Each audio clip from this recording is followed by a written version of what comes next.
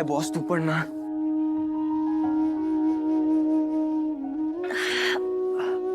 Sorry दुखतंय का? केदार पण ऐक ना माझ्या पायाला अगं नको ठीक आहे. हात लावूस तू. अरे पण केदार बॉस, ऐक ना,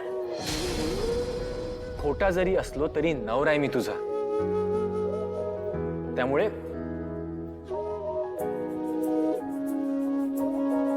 दुखतंय का खूप?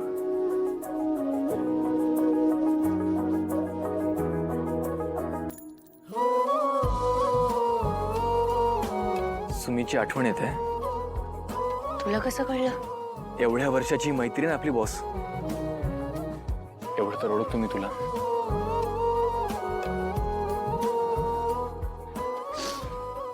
तिने जेव्हा मला जोडवी दिली तेव्हा तू तिच्या डोळ्यात बघितलं होतंस? केवढी खुश होती ती. माझा संसार सुरू झालाय म्हणून केवढा आनंद झाला होता तिला. आपल्यावर निरागसपणे प्रेम करणाऱ्या माणसांनाच आपण फसवतोय रे. मला तर कळतच नाहीये हे मिशन संपवून जेव्हा मी घरी परत जाईन त्यावेळेस कुठल्या तोंडाने समोर उभं राहू तिच्या. तिच्या डोळ्यात डोळे घालून बघायची सुद्धा हिंमत नाही होणार आहे माझी. बॉस असा विचार का करतेस तू? जेव्हा तू तुझ्या आईच्या गुन्हेगाराला जगासमोर आणशील ना आणि तुझ्या आईवर झालेले आरोप जेव्हा तू खोटे ठरवशील तेव्हा तुझ्या घरच्यांना तुझ्यावर खूप अभिमान वाटेल. पण माझ्या ध्येयासाठी मी माझ्याच माणसांना दुखावतीये. म्हटलं ना एकदा.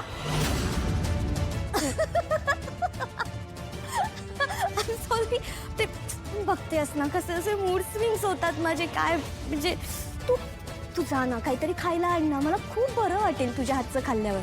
जा बनवते. पण तुम्ही घरी कधी सांगणार आहात? सांगणार आहे आम्ही. मी आणि युवी दोघे मिळून सांगू. पण त्याआधी तू जाऊन सांगू नकोस. ठीक आहे, लवकर सांगा. हो तू जा. सँडविच उपमा आणि एक छानसा ज्यूस बनव. बाळासाठी हेल्दी असतो ना ज्यूस.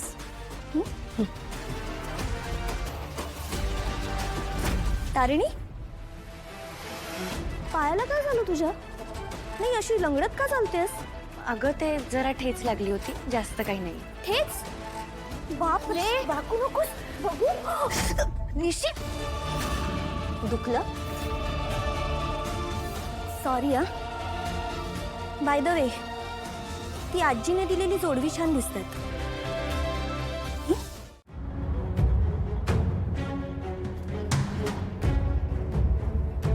मग केदार कसं वाटतं इकडे येऊ?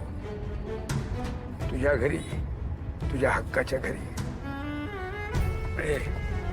इथं तुला काही त्रास होत असेल, काही तुला हवं असेल तर हक्काने सांगायचं. घर तुझंच आहे. मला कळतंय घरी येऊन सुद्धा घरातल्या माणसांमुळे तुला थोडासा त्रास होतोय. पण एकच सांगतो राजा, ही या घरातली माणसं सुद्धा काही वाईट नाही आहेत.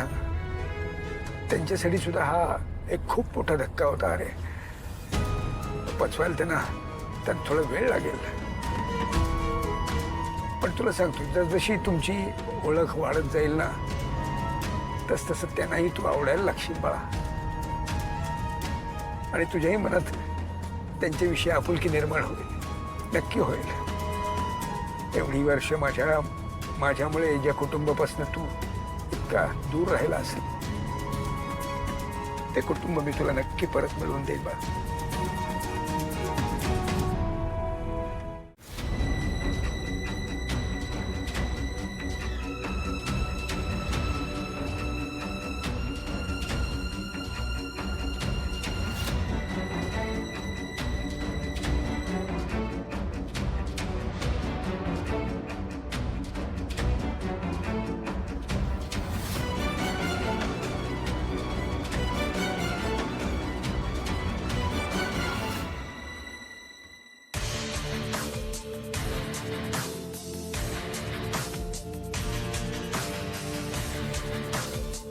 निशी, खायला ठेवलंय तुला.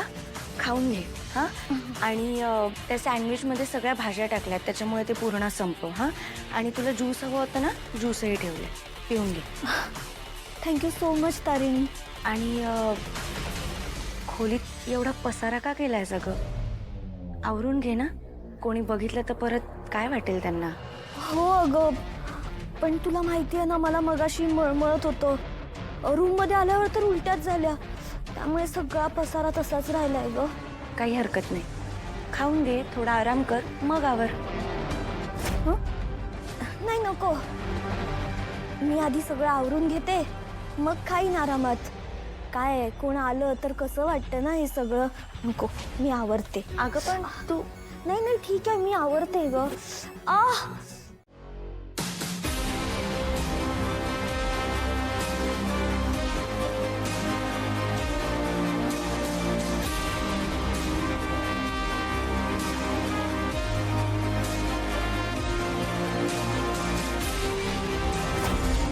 ह्या घरची मालकीण होण्याचं स्वप्न बघतेस ना तू. मालकीण नाही मोलकरीण बनवून ठेवेन ह्या घरची.